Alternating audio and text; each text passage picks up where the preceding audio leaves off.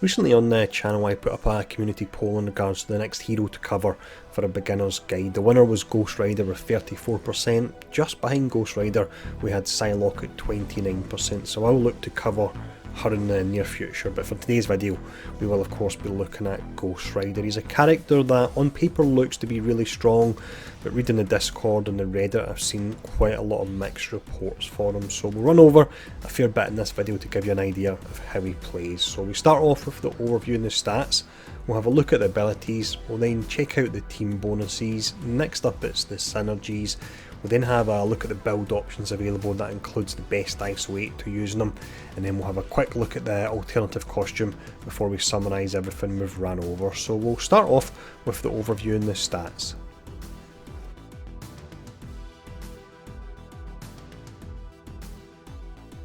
The majority of Ghost Rider's attacks will be melee based. Then you've got his light and heavy attack which are melee, and then you've got two of his abilities which have the melee tag as well. The other two have the energy tag, and the tags is something we'll talk about a lot more when we get to the ISO 8 and build section. Now when we look at his hero traits, he has fire resistance, so that's great because you do have a decent amount of enemies in the game that use fire as a damage type. His element is fire, so he can't add shock, he can't add ice, but that does make sense there, but he can add fire. Now I will mention the fact that when you see certain heroes that have a single element, such as the likes of Black Widow or Thor, on occasion they'll have skills where they can actually add shock, for example, if we talk about Thor, to other characters, but he'll add it to himself as well. Now Ghost Rider doesn't do that. Through his kit he has no way to add fire to himself, even though it's one of his elements, which is a bit of a strange omission, but we can deal with that once we get to the build section. Now when we look at the stats, he does pretty decent here. His strength comes out at a C, that'll be relevant to his melee attacks. Vitality is up at a B, so that's really nice there. Mastery is a C, and that will apply to the energy attacks. We then have resilience and durability, they're both up at A, which is pretty awesome, can make him really pretty tanky to be honest. And then finally we've got the energy, which is a C as well there. So stat wise he looks pretty nice, but how does he get on with abilities? Let's have a look at them.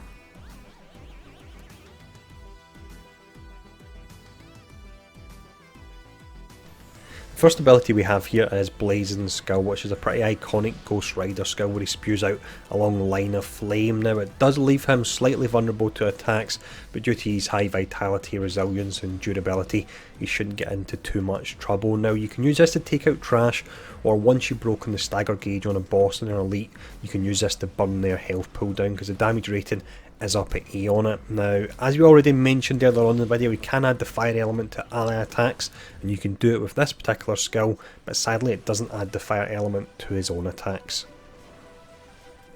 The next ability we have here is Raging Inferno. Mechanically this is very similar to Blazing Skull, and then it's a short ranged cone in front of the character. The attack type is energy, its energy trait is burn, and also adds fire element to ally attacks, but again it won't add it to Ghost Rider. So the only real difference is in damage and the attack animation. With Blazing Skull you'll do more damage, but you'll be rooted for longer. With this one you can fire it off and quickly roll away, but you won't do as much damage. Personally it's one I don't really use at all. I would much rather just stand there and use the Blazing Skull. Ghost Rider is robust enough that he can actually do that.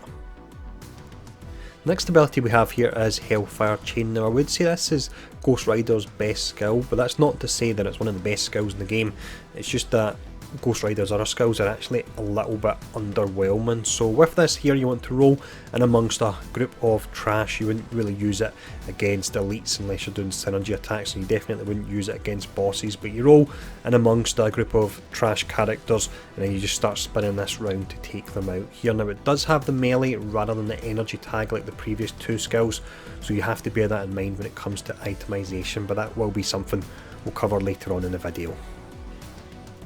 The final ability we have here is Hell Psycho. Now this ability actually for me perfectly sums up Ghost Rider in that visually he looks absolutely amazing, but mechanically he's definitely on the underwhelming side. So this is your main skill you'll use to take down the stagger gauge on bosses. Bosses are normally very highly mobile, and with this you've got the ramp up time on it, and numerous occasions when I've actually tried to cast this, I either just miss the boss or the boss moves, and then you're away at the other side of the screen, you need to work your way back again. So yes, it does look amazing, but overall it's pretty underwhelming. So that's all the abilities now anyway, so let's actually check out the top 10 team bonuses.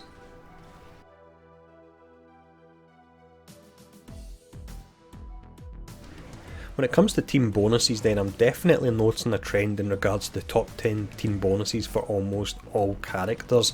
I think in most instances we've had 3 or 4 characters that have been heavily showcasing in all of them. So the top 10 team bonuses for Ghost Rider anyway, and as I always mention in these videos, don't feel restricted to using these, but if you want to get some extra stats, this is a way to do it. But in the top spot we would have Elektra, Psylocke and Wolverine. That would give you a total of 21% team bonuses. That would consist of 14% strength, so that applies to 2 of his skills, 2% mastery, 4% vitality to make him even tankier, and then 1% energy. The bottom one we have in the top 10 would be Gamora, Psylocke and Wolverine, and that still comes in at a decent 17% there. So that's the team bonuses. Let's have a look at the synergy attacks now.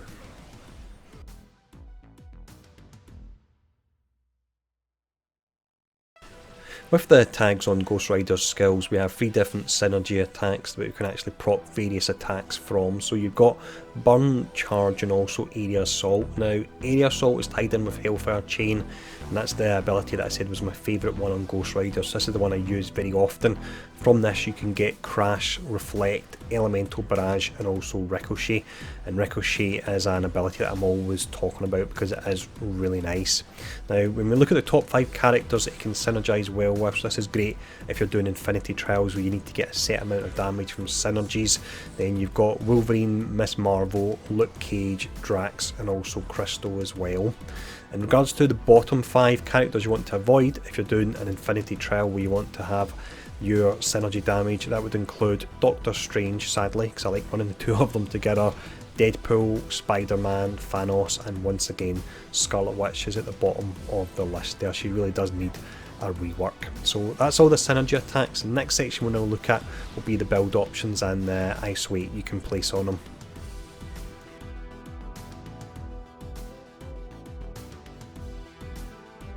The first build option we have here for Ghost Rider then is one I would use for trash clearance. So with this, I would say it's exceptionally important you want to add the fire ability ISO so that you've got permanent fire on all of these attacks, and the reason for that is otherwise you've got that split in his damage tags where 2 are energy and 2 are melee, and it makes it hard to itemise. And also it's Ghost Rider, you should be on fire, and when you actually equip this, the chains that are wrapped around his body are actually, they'll glow and fire, so it does look nice as well visually.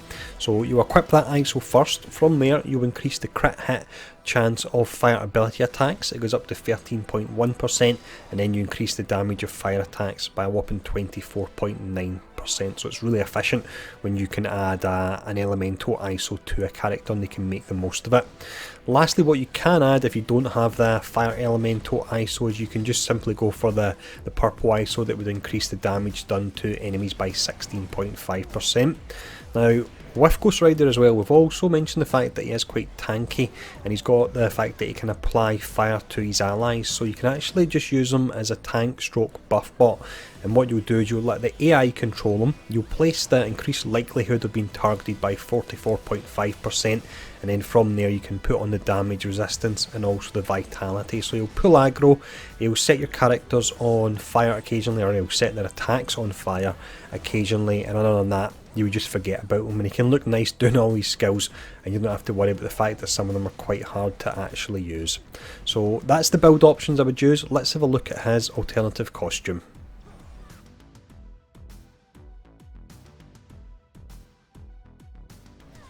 The alternative costume, which you can see on screen then, as with all the other alternative costumes at the moment in the game, it's just a simple recolouring. So his leather jacket moves from being a dark colour to being a grey colour there, so nothing too special at all, although the base costume does look really nice. Now in regards to unlocking this, there's no solo Infinity Trial, it's just a case of as you're playing through the superior difficulty mode you will unlock this, and that applies to a lot of the costumes we've yet to cover in beginner's guides. Now for the final section we'll just do a very quick summary.